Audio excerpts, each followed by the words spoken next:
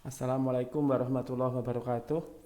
Alhamdulillahirabbil alamin. Allahumma shalli ala Muhammad wa ala alihi wa ashabi ajmain. Kita bertemu kembali dalam video perkuliahan untuk mata kuliah preformulasi. Kali ini kita ingin membahas mengenai kelanjutan dari video yang kemarin, yaitu tentang difusi dan disolusi. Kemarin kita sudah bahas mengenai difusi dan juga contoh kalkulasinya. Untuk video kali ini kita ingin belajar mengenai disolusi, terutama bagian dasar-dasarnya. Sedangkan untuk bagian contohnya bisa ditemukan atau bisa kita lihat di video yang lainnya nanti. Baik, kita mulai saja. Jadi kita untuk hari ini fokus ke masalah disolusi. Sebelumnya kita awali dengan apa yang dimaksud dengan disolusi itu. Ini adalah gambaran suatu partikel obat. Bentuknya sih nggak selalu seperti ini, tapi ini misalnya contoh bentuk aja seperti ini. Kemudian partikel obat ini ketemu dengan suatu medium, suatu cairan atau suatu larutan solvent begitu ya. Maka secara simultan nanti akan terjadi proses di mana partikel-partikel obat itu terlepas, bukan partikelnya, maaf ya, molekul obat itu terlepas dari padatan yang pertama tadi. Jadi semakin lama mestinya akan semakin banyak molekul-molekul obat yang terlepas. Jadi ketika di sini molekulnya bergabung-gabung menjadi suatu partikel atau padatan, di sini dalam padatan ini kemudian setelah adanya solvent, molekul-molekul tadi terlepas sendiri-sendiri. Itu gambaran ketika terjadi kontak antara suatu padatan solid phase di situ ya dengan suatu medium atau solvent. Nah, ini catat titik ini menggambarkan sebuah molekul. Jadi molekul satu dengan molekul yang lainnya sudah sendiri-sendiri. Jadi dia terdispersi secara molekuler. Maka proses itulah yang disebut dengan proses disolusi. Jadi disolusi itu ada proses di mana padatan menjadi molekul-molekul yang terlarut di dalam suatu solvent atau suatu medium. Kalau kita bandingkan dengan yang kemarin yang tentang transport atau juga difusi begitu ya, kita bisa lihat di sini ini gambaran proses difusi yang kemarinnya. Difusinya itu ada di sini dalam membran. Kemudian sebelum obat bisa berdifusi dalam membran, suatu proses transport atau permeasi harus diawali dengan proses partisi molekul dari kompartemen donor ke membran.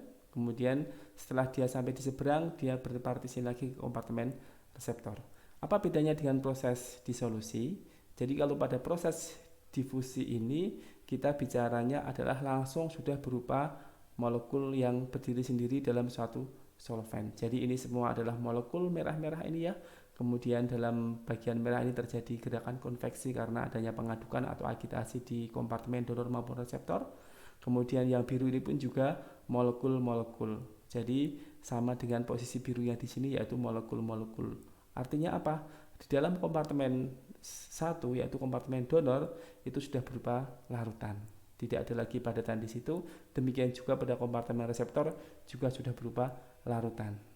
Atau molekulnya sudah berdiri sendiri-sendiri. Jadi itu perbedaannya sebenarnya yaitu tidak ada proses perubahan dari solid phase, dari padatan, dari partikel menjadi zat terlarut.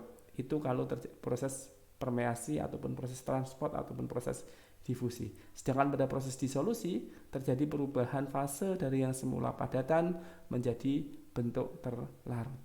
Itu prinsip dasar perbedaan antara difusi dengan disolusi. Tapi nanti akan kita tunjukkan bahwa dalam proses disolusi ini ada proses difusi. Nanti kita tunjukkan setelah ini ya. Nah, ini adalah gambaran dari kondisi di mana partikel padat kontak dengan suatu solvent atau medium kemudian melepaskan molekul-molekul. Ini proses melarut seperti itu. Kalau kita potong sedikit ini ya, di permukaan sini kita potong, kemudian kita perbesar, maka kita mendapatkan kondisi gambaran seperti ini. Jadi yang ini adalah padatannya, potongan padatannya kita besarkan gitu ya, jadi kayak lurus seperti ini padatannya. Kemudian bagian sini yang biru ini adalah yang ada solventnya. Maka bisa kita lihat dari sini bahwa terjadi gradasi warna sebagai gambaran bahwa di dalam solvent ini, dalam medium ini terdapat perbedaan kadar antara satu tempat dengan tempat yang lain. Jadi ini semakin biru itu saya gambarkan dengan semakin besar kadarnya. Jadi kalau di sini adalah permukaan padatan, maka yang paling dekat dengan permukaan padatan itu lapisan yang mempunyai kadar paling tinggi. Kemudian dia menjauh, kadarnya semakin kecil, menjauh lagi kadarnya semakin kecil, terus semakin kecil hingga suatu titik tertentu, suatu jarak tertentu dari permukaan padatan di mana dari titik tersebut kalau menjauh lagi kadarnya sudah sama. Jadi ketika kita potong di bagian ini kita mendapatkan gambaran seperti ini. Jadi semula kadarnya turun, tetapi setelah mencapai jarak tertentu kadarnya menjadi sama. Itu kondisi di mana proses disolusi berlangsung. Nah, bagian di mana terjadi penurunan kadar, lapisan di mana kadarnya tidak sama, yaitu semakin jauh dari permukaan padatan semakin kecil kadarnya. Lapisan ini yang disebut dengan lapisan stagnan layer atau stagnan liquid film. Dari kata-katanya stagnan artinya apa? Artinya cairan yang ada di sini ini tidak bergerak walaupun ada proses agitasi, ada proses pengadukan di bagian sini. Sekali lagi tidak bergerak, tidak terpengaruh oleh agitasi yang ada di sini. Mungkin karena kecepatannya lambat. Tentunya kalau kita cepatkan lagi kecepatan pengadukan di sini, nanti yang stagnan layernya itu akan semakin menipis, jadi semakin pendek menipis. Semakin cepat lagi dia semakin menipis lagi. Ya, sehingga stagnan layer itu tebalnya berapa sangat tergantung dari kecepatan agitasi atau pengaduan di bagian sini, di bagian bulk di sini ya. Jadi disinilah bagian yang stagnan inilah terjadi proses difusi. Tadi yang saya katakan di depan, pada proses disolusi ada proses difusi.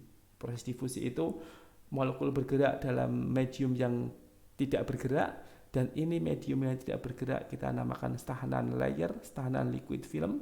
Kemudian molekul itulah berdifusi di dalam stagnan liquid film, stagnan layer ini, atau nama lainnya aqueous boundary layer, gitu ya. Lapisan cairan yang stagnan yang menjadi boundary, menjadi pembatas antara bagian yang kadarnya sama dengan padatan yang belum terlarut.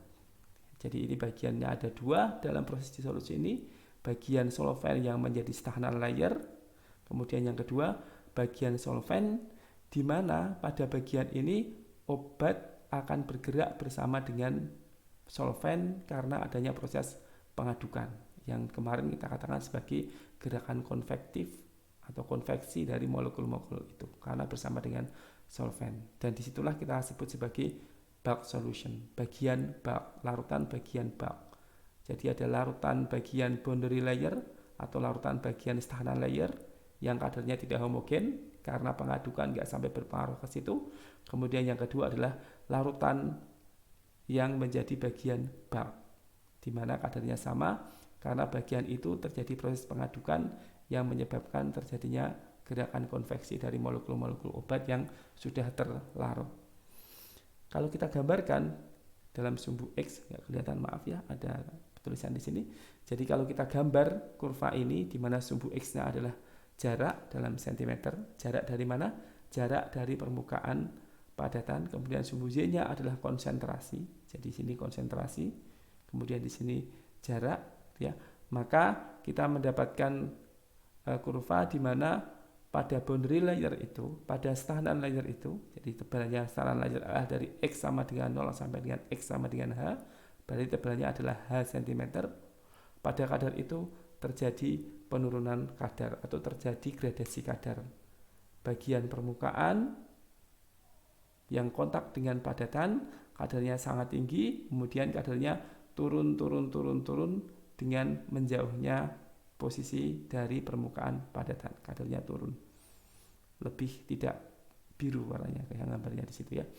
Kemudian setelah mencapai bagian bulk, kadarnya dia konstan. Bagian bulk ini kadarnya sama karena bagian inilah yang terpengaruh oleh proses agitasi atau pengadukan sehingga terjadi proses gerakan konveksi dari molekul obat.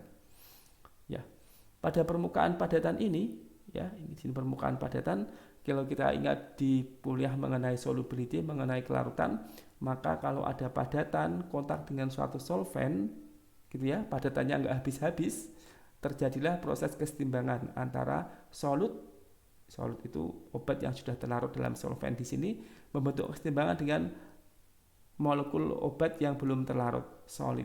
Jadi kesetimbangan antara solid dan solutnya. Artinya di sini ada proses larut, tetapi pada waktu yang sama juga ada proses kristalisasi dengan kecepatan yang sama. Antara kecepatan larut dengan kecepatan kristalisasi sama, maka kadarnya di permukaan itu adalah kadar kesetimbangan.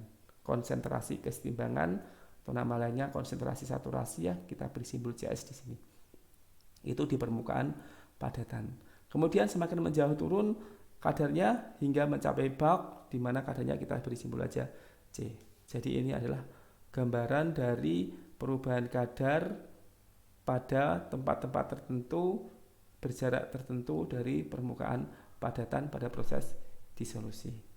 Oke, sekarang bagaimanakah persamaan yang menunjukkan proses disolusi ini? Jadi ini secara persamaan teorinya terjadi setelah atau dikemukakan setelah hukum Fick 1 ya, 1855 Fick 1 kalau nggak salah. Ini persamaan yang pertama kali berbicara mengenai disolusi itu adalah persamaan Noyes-Whitney tahun 1897. Ini persamaan aslinya cuma seperti ini gitu ya. Bukan cuma maksudnya persamaan aslinya tidak rumit begitu ya. Hanya menunjukkan bahwa di sini dx per dt sama dengan c kali s minus x. Sebentar, ada kata x di situ, ada c, ada s. Kode atau simbol menunjukkan hal yang berbeda dengan yang kemarin sudah kita pelajari ya. Berbeda di sini s itu adalah simbol dari solubility atau kelarutan. Gitu ya. S adalah kelarutan, kemudian x itu adalah kadar. Jadi x adalah konsentrasi. Ya, x ini konsentrasi, berarti dx per dt adalah perubahan konsentrasi tiap perubahan waktu. Kemudian di sini S kelarutan dikurangi X yaitu konsentrasi. Tadi saya bilang kelarutan adalah CS, di sini simbolnya S. Ya.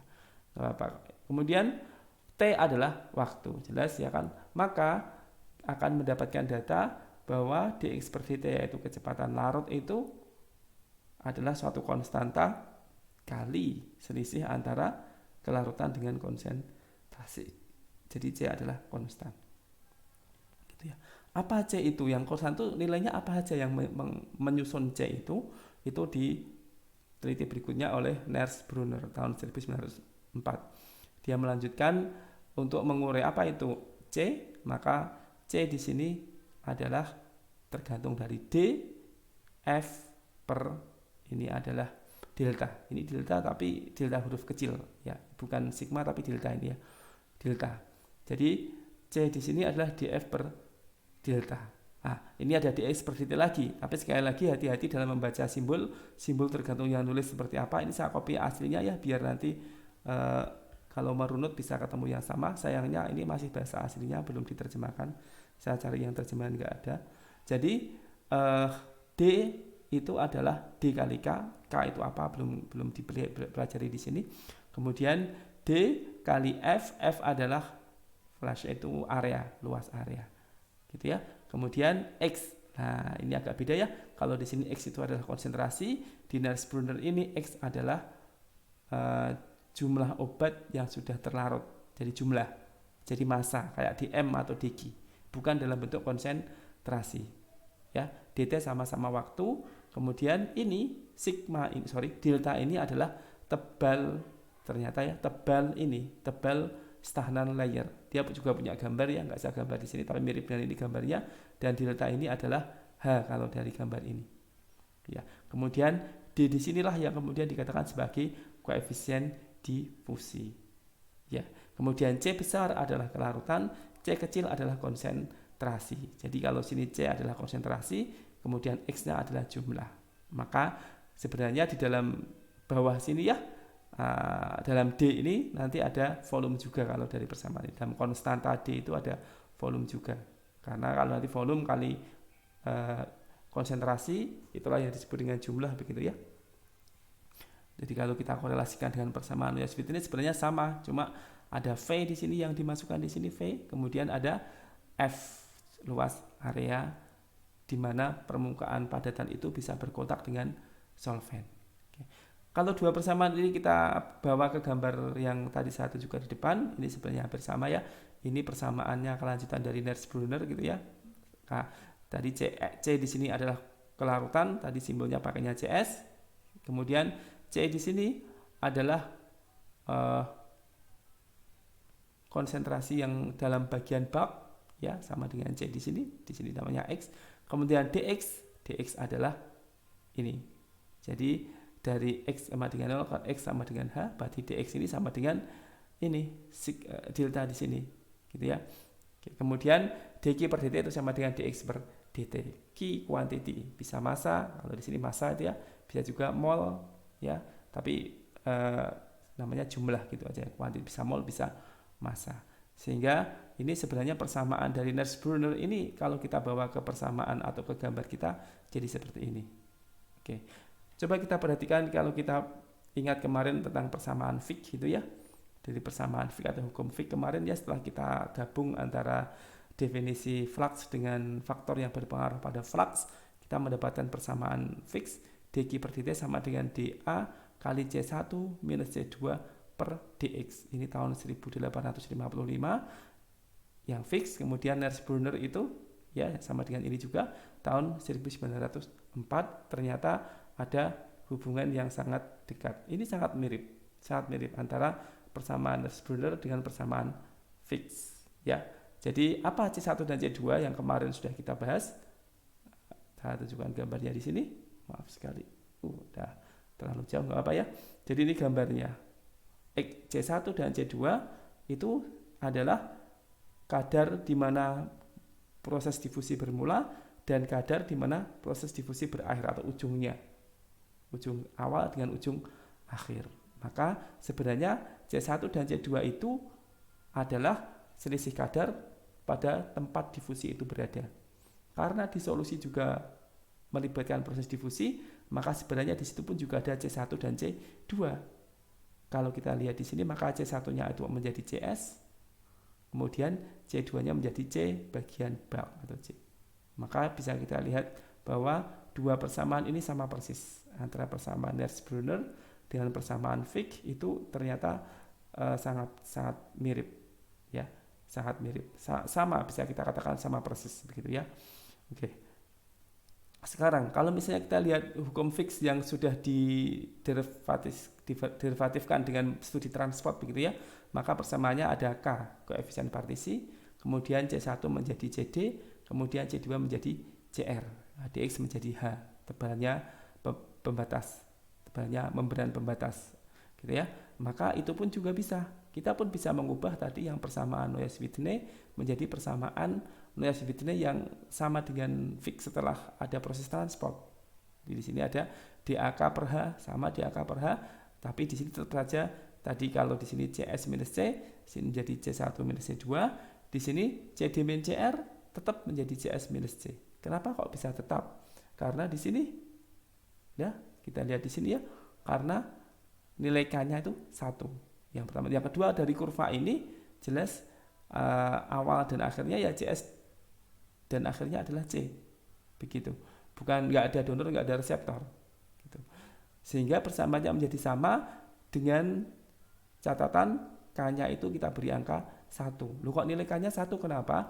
Karena di sini ada dua lapis benar, ada dua bagian solvent benar. Solvent yang membentuk bulk dan solvent yang membentuk setahanan layer. Tapi ini kan berasal dari solvent yang sama.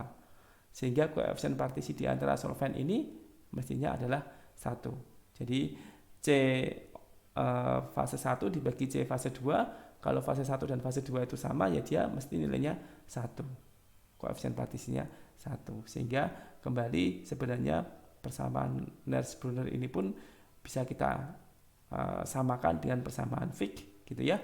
Baik yang sudah diubah menjadi bentuk transport maupun persamaan Fick yang masih berupa proses difusi.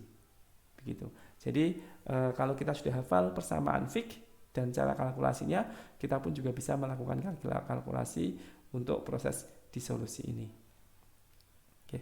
Sama juga pada Fick kita mengenal kondisi sink, di mana kondisi sink itu terjadi ketika C donor itu lebih dari 10 kali C reseptor, Maka pada kondisi sink proses disolusi pun juga sama, terjadi kondisi sink kalau kadar obat yang sudah terlarut, kadar obat dalam larutan itu lebih kecil daripada 1/10 CS kelarutan, atau dengan kata lain CS lebih dari 10 kali C. Maka itu kondisinya kondisi sink, sehingga persamaannya bisa kita sederhanakan seperti hanya ketika kita mensederhanakan persamaan Fick dalam video yang lalu. Oke, mohon maaf ini kok apa ya? Bagaimana kuantifikasinya? Jadi tadi sudah kita lihat persamaan awalnya nih ya, dq per dt sama dengan d kali a kali cs minus c dibagi dx. Ya. Kemudian kalau kondisinya sink maka cs minus c itu sama dengan cs. Jadi c-nya bisa kita anggap tidak bermakna terhadap cs. C-nya dianggap tidak berpengaruh terhadap cs, tidak mengurangi cs begitu ya. Kemudian persamaannya akan menjadi dq per dt sama dengan d kali cs kali a kali dibagi h. Apa kemarin bukan d, cs dulu ya. cs itu adalah tadi kelarutan, dan nilai kelarutan itu sudah spesifik untuk medium yang spesifik. Jadi kalau obatnya tertentu, mediumnya juga sudah tertentu, maka nilai cs itu sudah konstan. Ya, medium tertentu itu artinya tipe mediumnya, misalnya air, pH-nya sama, kekuatan ioniknya sama, suhunya sama, maka CS nanti akan menjadi konstan. Kemudian D itu juga konstan kalau viskositasnya si medium konstan dan suhunya juga konstan. Kemarin masih ingat ya persamaan Stokes-Einstein, D tergantung dari temperatur, tergantung dari viskositasnya medium, dan tentunya tergantung dari molekulnya itu sendiri. Untuk molekul yang sama, maka D pun juga akan konstan. Kemudian H itu dipengaruhi oleh siapa? H itu dipengaruhi oleh kecepatan pengadukan. Kalau kecepatan pengadukannya sama, maka tebal setahanan layernya pun juga akan konstan. Tebal setahanan layernya konstan.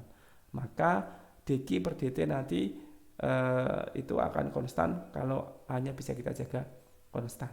Jadi ini karena A-nya ini ya, A itu kan luas permukaan. Kalau A-nya ini bisa kita kontrol konstan, maka dq per dt-nya itu pun juga akan konstan A. Jadi kalau A-nya bisa kita kontrol konstan, dq per ADT juga konstan, dan itulah yang disebut dengan kecepatan disolusi intrinsik. Jadi ketika proses disolusi itu kita mengontrol supaya kontak antara padatan dengan solvent itu konstan, kita akan mendapatkan data kecepatan disolusi intrinsik. Ya, nanti kita bahas lebih jauh mengenai kecepatan disolusi intrinsik itu ya. Kemudian kecepatan disolusi intrinsik itu ya, dq per ADT itu ternyata kalau kita lihat di hukum Fick 1, dq per ADT itu adalah fluxnya. Jadi memang ini proses disolusi itu sangat dipengaruhi oleh proses difusi juga. Sangat dipengaruhi oleh proses difusi obat menembus tahanan layer. Di mana proses menembus tahanan layer itu akan mengikuti juga persamaan Fick. Dan di dalam persamaan Fick itu ada fluxnya, maka dalam kecepatan disolusi intrinsik, flux itu nilainya setara dengan kecepatan disolusi intrinsik. Ya, atau kita beri simbol K, atau kadang nggak disingkat IDR, kecepatan disolusi intrinsik. Sekarang bagaimanakah caranya kita mengontrol supaya A itu bisa konstan? Ya. Jadi ini adalah gambaran peralatannya untuk uji disolusi intrinsik. Nanti akan kita tunjukkan bahwa kita bisa mengontrol A itu konstan. Jadi ini peralatannya ya. Ini spindle-nya atau rotornya. Nanti ini yang kita bisa berputar, kita putar ya. Kemudian ada semacam mesin tablet kalau kalian sudah kenal ya kan.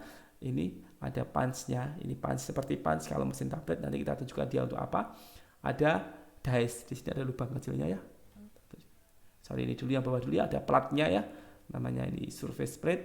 Ya, ada ketebalan dan juga dimensi lebarnya. Gitu ya.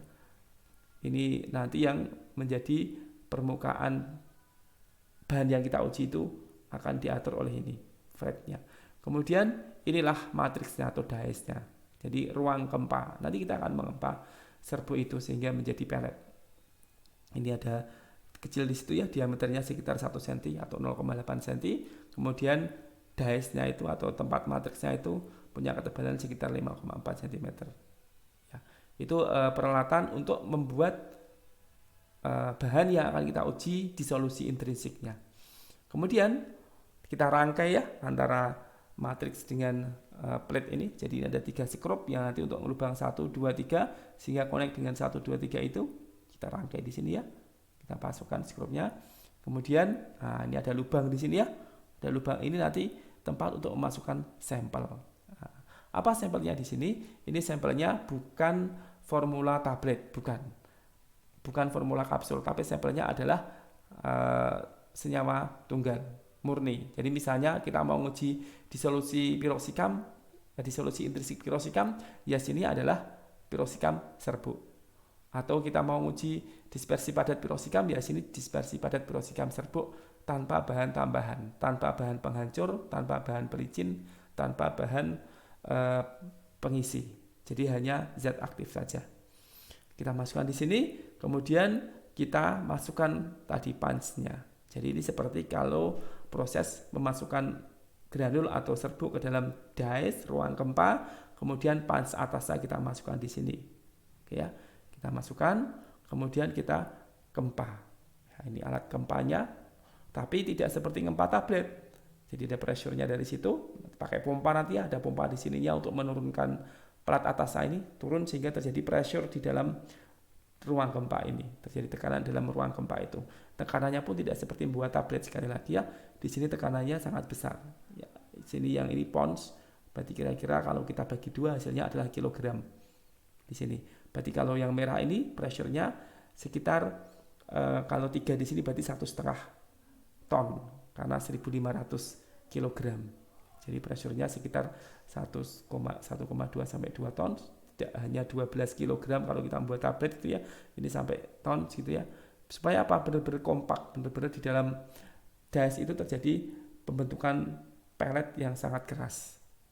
Ya, dan setelah dikempa pun nggak langsung dilepas. Jadi kalau tablet cuma jelek sekali, ini gelek belum dilepas, kemudian tunggu 2 menit baru kita lepas pressure-nya. Sehingga kalau ada yang sifatnya elastis dari bahan itu, dia tetap nggak kembali karena sudah ditahan dulu sehingga sifat elastisitasnya itu prosesnya dia kembali ke semula sudah selesai sehingga nggak bisa kembali lagi terlanjur terpress selama 2 menit ini ya, maka kita bisa mendapatkan pellet di dalam dies ini. Kemudian kita lepaskan lagi di sini ya, kita lepaskan tadi pelatnya, kemudian kita setting di dalam spindle tadi saya katakan spindle tadi ya, kita pasang di sini, ini diulir gitu ya, kemudian jadi punch-nya nggak dilepas ya, punch-nya nggak kita lepas, punch-nya tetap kita biarkan di situ karena di bagian punch itu juga ada karet yang mencegah cairan bisa masuk lewat atas ini nanti kalau kontak dengan medium.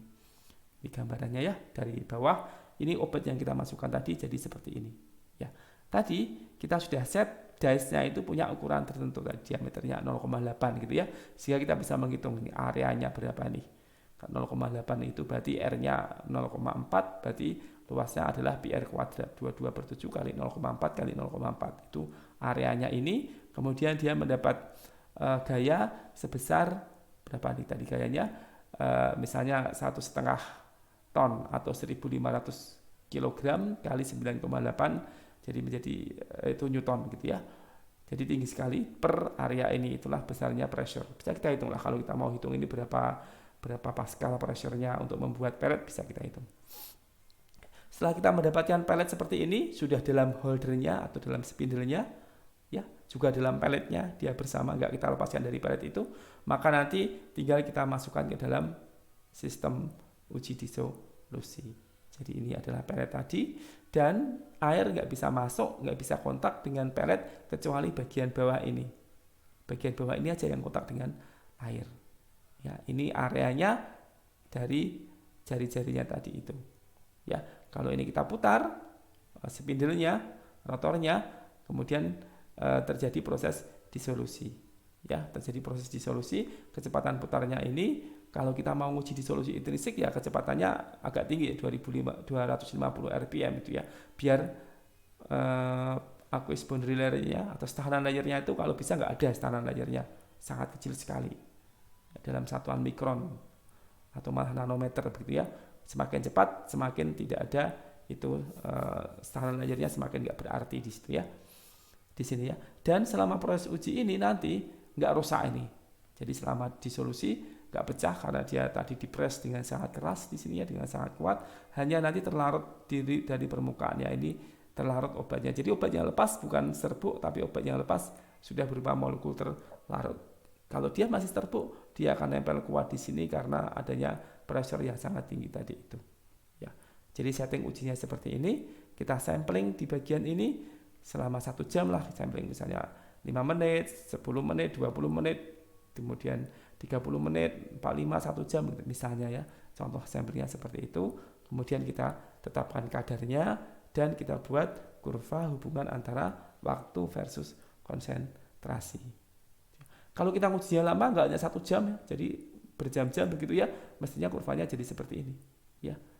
Akan melengkung kayak gini. Kenapa melengkung? Karena semakin lama obat yang terlarut semakin banyak sehingga C-nya menjadi yang semula kecil C-nya dibandingkan dengan CS menjadi tidak kecil lagi atau menjadi bermakna terhadap CS atau dengan kata lain menjadi tidak sing lagi atau non sing sehingga dia akan melengkung seperti ini. Lama-lama nanti akan datar kalau sudah jenuh. Kalau sudah C sama dengan CS. Tapi enggak sampai kita uji seperti itu. Kita nguji cuma sebentar di sini, cuma hitungan jam. Kita ambil potong di sini sedikit, di mana masih kondisinya jelas di sing di situ ya. Kemudian kita berbesar, kita ubah satuannya yang semula konsentrasi menjadi jumlah obat yang sudah terlarut per area dari pelet ini yang kontak dengan medium disolusi. Bagian sekecil ini, maka tentunya kita masih mendapatkan kurva yang linear. Ya, misalnya ada 2 obat kita coba, obat 1 belum dimodifikasi, kemudian obat 2 kita modifikasi, dia akan memberikan profil disolusi yang berbeda pada uji disolusi intrinsik. Ya. Gimana caranya kita mencari disolusi intrinsik? Sama seperti mencari flux kemarin ya. Setelah kita mendapatkan kondisi steady state, kalau flux kemarin ya steady state, kemudian slope-nya ya dibagi dengan area, itulah flux, gitu ya. Maka dalam disolusi intrinsik, flux itulah nanti yang akan menjadi kecepatan disolusi intrinsik. Ini B sama dengan intrinsic dissolution rate, kecepatan disolusi intrinsik. B, langsung B, nggak perlu kita bagi surface area karena kita baginya surface area di sini. Jadi sudah dalam sumbu X, sumbu Y-nya berupa massa dibagi luas area. Sehingga langsung kita dapatkan slope sama dengan kecepatan disolusi intrinsik. Oke, tinggal kita evaluasi B-nya besar yang mana dari 2 ini. Tentunya kalau definisi B adalah kemiringan, maka drag nomor 1 ini lebih miring kurvanya, artinya B-nya lebih besar, artinya dia kecepatan disolusi intrinsiknya lebih besar, gitu ya. Terus apa satuannya kecepatan disolusi intrinsik? Ya, tinggal kita lihat saja di sini ya. Satuan massa dibagi dengan satuan area dibagi dengan satuan waktu. Ya, waktunya dari menit kita ubah ke sekon lah, biar kemudian dari mikrogram kita ubah menjadi gram, biar satuannya menjadi satuan CGS. Ya, jadi tinggal kita convert ke satuan yang sesuai, kita mendapatkan kecepatan disolusi intrinsik dengan satuan yang CGS yang standar, yaitu gram per centimeter persegi per sekon. Ya. Kalau kita potong lagi di sini, kemudian kita besarkan lagi, kita bisa mendapatkan seperti ini. Kalau kita lihat di sini, ya, ini tidak ada lag time. Harapannya kalau uji disolusi intrinsik seperti ini. Begitu start mulai, obat langsung bisa sampai ke bagian bulk dengan homogen. Harapannya seperti itu. Kadang-kadang dan itu nggak mungkin terjadi, mesti ada waktu, ada delay, karena dia harus nembus stagnan layer yang sebenarnya selalu ada berapapun RPM-nya. Tetapi kadang itu sangat kecil dan tidak terevaluasi pada proses disolusi intrinsik. Jadi kurvanya seperti ini. Dengan kecepatan yang sudah kita lazim tadi yaitu 250 rpm, hampir tidak ada lag time yang terdeteksi dari proses disolusi ini. Tetapi kalau kita perlahan-lahan, karena kita ingin mempelajari proses disolusi, kita ingin melihat bagaimanakah koefisien difusi obat dalam medium, maka harus lambat ngujinya rpm-nya supaya kita bisa mengevaluasi adanya lag time di sini. Kenapa? Karena lag time itulah nanti yang kita perlukan untuk menghitung koefisien difusi. Seperti hanya kemarin lag time kita perlukan untuk menghitung koefisien difusi obat di dalam membran. Ini pun juga ya, lag time kita perlukan untuk menghitung koefisien difusi obat di dalam stagnan layer.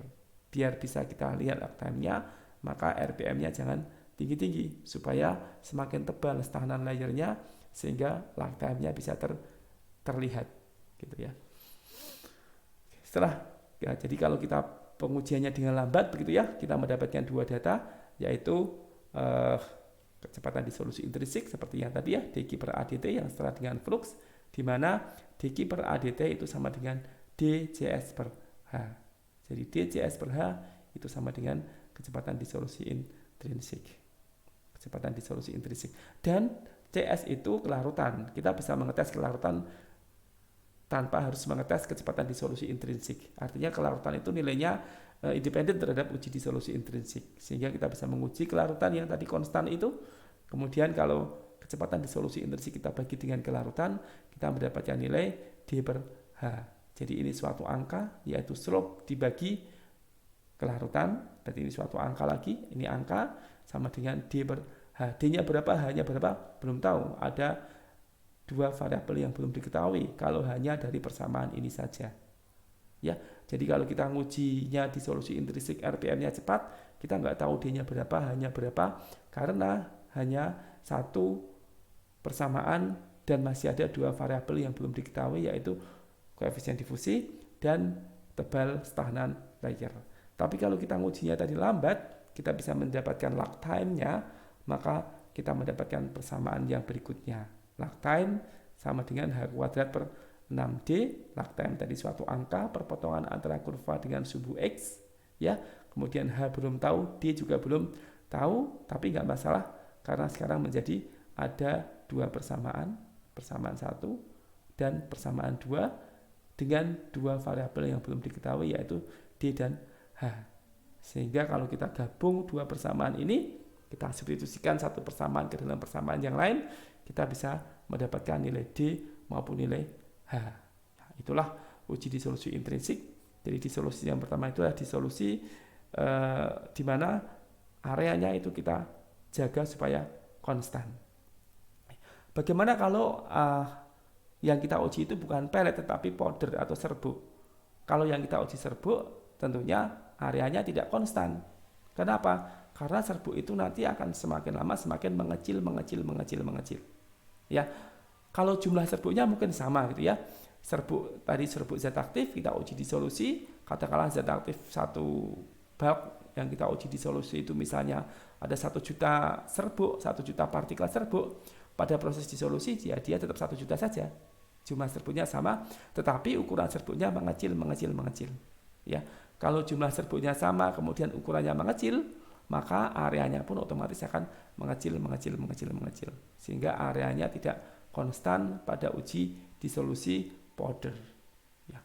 Kalau tidak konstan areanya, maka itu namanya nanti disolusinya bukan disolusi intrinsik, tapi disolusi serbuk. Bulk dissolution atau powder dissolution yang persamaannya itu mengikuti persamaan Higson dan Crowell.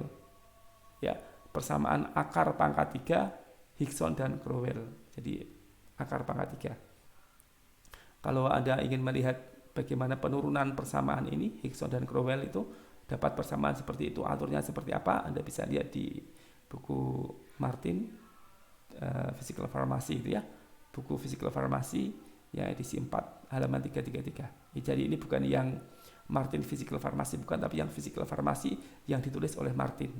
Ya, bukan yang Martin Physical Pharmacy yang ditulis oleh siapa itu, kelanjutannya Martin itu muridnya itu ya, tapi ini yang langsung ditulis oleh Martin, halaman 333. Kemudian bagaimana persamaannya? Persamaannya adalah M0 pangkat sepertiga sama dengan M0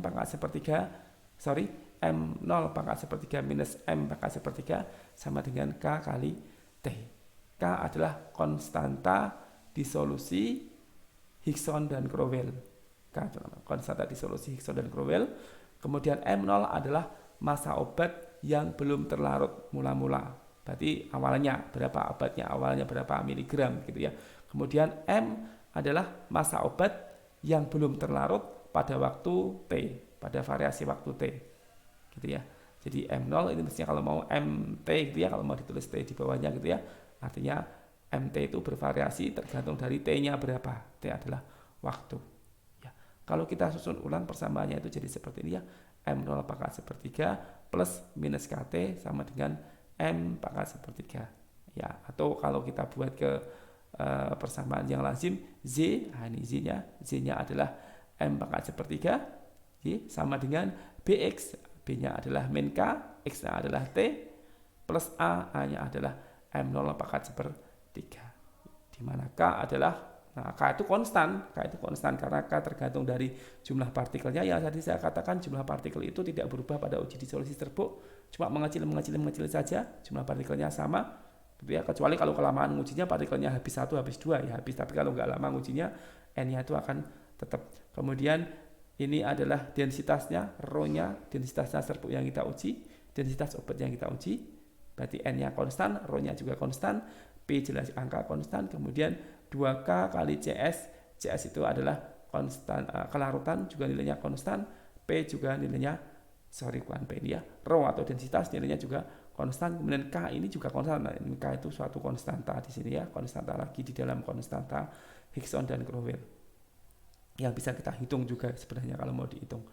Atau sama dengan M0 pangkat sepertiga per D kali 2K kali CS per densitas. D di sini diameter, rho di sini densitas. Jadi itu adalah K atau konstanta disolusi Higson dan Crowell.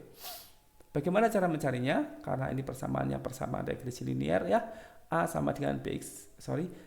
plus BX sama dengan Z gitu ya. Maka kalau kita gambar kurva hubungan antara waktu uji disolusi serbuk versus masa obat yang belum terlarut pangkat sepertiga, kita akan mendapatkan kurva di mana semakin lama semakin turun nilainya M pangkat sepertiga itu. Dan di sini adalah interseptnya yaitu M0 pangkat sepertiga interceptnya ya.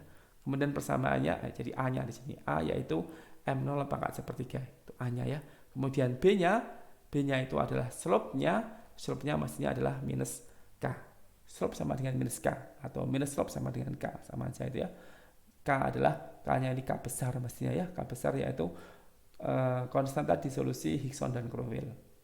Gitu. Jadi kalau kita nguji disolusi serbuk, maka persamaan yang sesuai yaitu persamaan Higson dan Crowell seperti ini. K yang bisa kita cari gitu ya. Oke, tadi kecepatan disolusi intrinsik, pellet areanya konstan. Yang kedua yaitu kecepatan disolusi serbuk, ya, areanya berkurang terus. Tadi awalnya banyak kemudian berkurang terus, jumlah partikelnya sama. Bagaimana kalau yang kita uji adalah tablet, ya? Ini yang paling praktis. Dan nyatanya tablet, bukan serbuk, bukan pellet, apalagi jelas bukan pellet gitu ya. Maka bagaimana kita mengevaluasi proses disolusinya? Pada tablet itu terjadi perubahan surface area selama disolusi, sama seperti disolusi serbuk, tapi perubahannya berbeda. Sama-sama ada perubahan, tapi perubahannya berbeda. Ini adalah tablet. Kalau dia terkena solvent, maka terjadi proses perubahan bentuk tablet itu menjadi granul-granul yang lebih kecil, ya, granul-granul yang lebih kecil yang sering kita sebut dengan disintegrasi, ya, granul yang lebih kecil atau disintegrasi ini ya. Kemudian kalau kita lanjutkan ujinya itu nanti granul yang kecil itu akan berubah menjadi powder yang lebih kecil lagi dengan jumlah yang lebih banyak, ya. Jelas dari gambaran ini nggak mungkin persamaan Higson dan Crowell kita pakai yang pangkat sepertiga tadi ya, karena N-nya 1, ini N-nya 6 kalau mau, tapi realnya ya banyak, berapa ratus begitu ya. Ini 1, kemudian ini berapa ratus atau berapa ribu, ini berapa juta gitu ya serbuknya itu kalau realnya. Jadi N-nya nggak bisa kita fix konstan. Kemudian sehingga persamaan yang tadi untuk powder nggak bisa kita pakai. Kemudian ini prosesnya namanya deaggregation ya, proses perubahan dari granul menjadi powder. Dari ketiga macam padatan, ini kan solid semua ya, solid phase, terjadi proses larutnya obat dalam bentuk molekulnya. Jadi molekulnya terlarut, bisa dari granul, molekul terlarut dari permukaan tablet juga bisa, molekul terlarut dari permukaan serbuk juga bisa. Ketiganya bisa melarutkan obat. Yang itulah proses disolusi pada bentuk sediaan, disolusi tablet. Sehingga terjadi proses perubahan jumlah partikel, ya. Jadi dari sini ke sini itu jumlah partikelnya bertambah banyak sehingga areanya bertambah banyak. Kemudian dari granul ke powder semakin banyak lagi partikelnya, artinya areanya menjadi lebih banyak lagi. Tapi kalau yang sudah jadi powder semua, nanti akan semakin lama semakin turun. Jadi kalau kita gambar gitu ya, ini sumbu Y, kemudian sumbu X adalah waktu, sumbu Y adalah luas area gitu ya. Maka mula-mula areanya kecil, kemudian naik karena proses disintegrasi dan deagregasi, kemudian turun lagi setelah proses sampai dengan deagregasi itu selesai, kemudian dia larut gitu ya. Jadi naik kemudian turun, itu luas area pada uji disolusi kalau bentuknya adalah tablet ya. Kalau kita gambar kecepatan disolusinya atau proses profil disolusinya, kurang lebih kurvanya seperti ini. Jadi kadarnya naik, kemudian dia kalau diteruskan ini lama-lama menjadi konstan. Kalau udah habis itu bayi tabletnya, udah larut semua obatnya, dia konstan. Tapi nggak mungkin kita uji sampai dengan habis seperti itu. Jadi kurvanya naik, kemudian kurva sigmoid seperti ini, dan sama seperti tadi kita anggap tidak ada lag time. Ya, realnya ada, tapi sering nggak terevaluasi adanya di sini. Artinya sigmoid ya, gini kemudian tinggi, kemudian rendah lagi, tapi sering bagian lambat awalnya itu nggak terdeteksi. Ya. Oke. Kemudian untuk parameter disolusinya, untuk sediaan ini kita menggunakan salah satunya yaitu dengan parameter DE. Nah, DE, dissolution efficiency.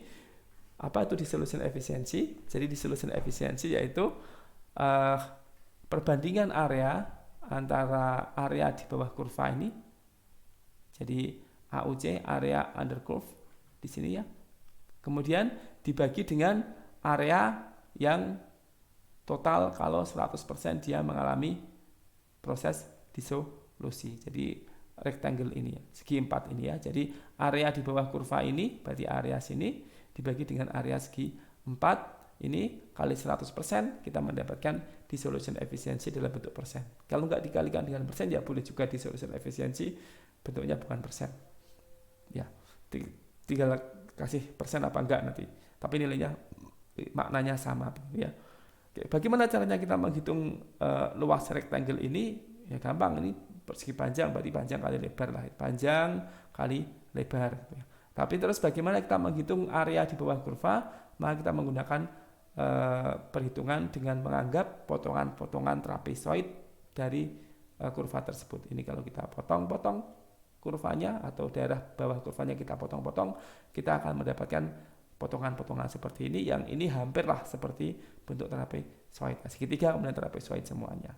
Jadi ada beberapa bangun di sini ya. Kalau dia 5 titik ya 5 bangun atau 5 area yang bisa kita hitung dengan metode trapezoid.